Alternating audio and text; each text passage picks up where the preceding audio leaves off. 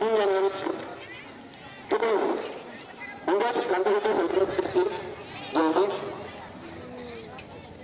सर्वप्रथम मी सर्वच महापुरुषांना अभिवादन करतो आणि आजच्या या कार्यक्रमासाठी उपस्थित आजच्या या कार्यक्रमाच्या अध्यक्ष श्रीमती प्रेमला मॅडम तसेच इतर महिला शिक्षिका आणि माझे शिक्षक मित्र आणि विद्यार्थी मित्रांनो, आज सावित्रीबाई फुलेंची जयंती पूर्ण भारतभर भारताच्या बाहेर सुद्धा ही जयंती साजरी केली जाते.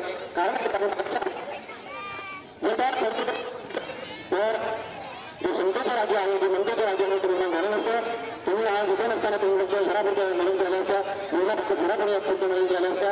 आणि जे सावित्रीबाईंनी माता प्रेरणा केलं त्यांच्यामुळं ती ते एक छान निर्माण करू शकले.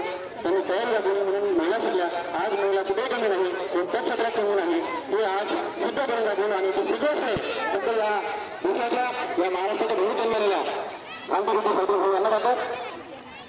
बघा असं म्हणतात, मी ऐकलं होतं सूर्य आणि तारेमध्ये ते लक्षात सूर्य तारा आहे माहिती ना. सर्वात मोठा ताराखंड आहे सूर्य. ताराखंड सर्वात मोठा सूर्य, बरोबर नाही. सूर्य ग्रह नाही, काय आहे एक तारा आहे. काय एक तारा आहे, बरोबर आहे. सगळे तारे मला बोलतो आम्ही जर का प्रकाशित झाले, आम्ही जर का प्रकाशित झाले तर काय होईल बघा. सगळे तारे मला बोलतो आम्ही जर का प्रकाशित झाले तर काय होईल. जेव्हा सूर्याने आणि ताऱ्याने सगळ्यांनी म्हटलं आमच्याकडे प्रकाश आहे, आम्ही प्रकाश करून देऊ शकता, तेव्हा त्यांनी म्हटलं जेव्हा आम्ही प्रकाशित देणार नाही तेव्हा काय होईल त्याचं कुणी उत्तर दिलं नाही. पण एक मात्र एक पंक्ती होती, ती म्हटली माझा प्रकाश मिळेल. काय म्हटली माझा प्रकाश मिळेल.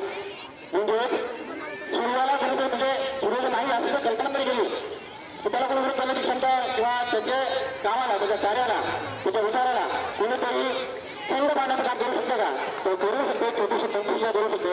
आणि हेच काम क्रांतिज्योती सावित्रीबाई फुलेंनी केलं. जे पिढ्यानपिढ्या संस्कार आपल्यावर लादले गेले होते, ज्या पिढ्यानपिढ्या चालीरीती आपल्यावर लादल्या होत्या, या देशामध्ये त्या घडत होत्या, तशा लोकांना सवय लागली होती, लोक तशी जगत होती. ही सवय त्या चालीरीतीला खंड पाडण्याचं काम हे सावित्रीबाई म्हणजे माई सावित्रीबाई फुलेंनी केलं. तुमच्या आग्रह आपल्याला वाटतं की आपल्याला सगळ्या पैसे मिळतात, सगळ्या सहज मिळतात. तर मित्रांनो, अगोदरची परिस्थिती अशी होती किंवा येणारा काळ तसा नाही. तुमचं भविष्य मला जेवढं जो वाटतं तेवढं उज्ज्वल नाहीये. जेव्हा तुम्ही मोठे व्हाल तुम्हाला कळेल तेव्हा तुम्ही, कारण आपला जो इतिहास आहे हा खूप भयानक आहे. तुमच्या विचाराच्या पलीकडे आहे, माझ्या विचाराच्या पलीकडे आहे. त्यामुळं स्त्री प्रधान संस्कृती मानलं जात नाही असं का होत नाही याचा विचार आपण केला पाहिजे, चिंतन आपण केलं पाहिजे. का सगळ्या काळ कमी आहे, पुरुषालाच काय समाजात स्थान आहे, त्यांनाच काय सुद्धा जातो, आपल्याला काय करायचं याचा विचार आपण केला पाहिजे. आणि हा विचार जर आपल्या मनात आला तर आपण क्रांती करू शकतो. कारण ही सावित्रीबाई फुलेंनी केलेली क्रांती आहे, महिलांसाठी स्त्रियांसाठी केलेली क्रांती आहे.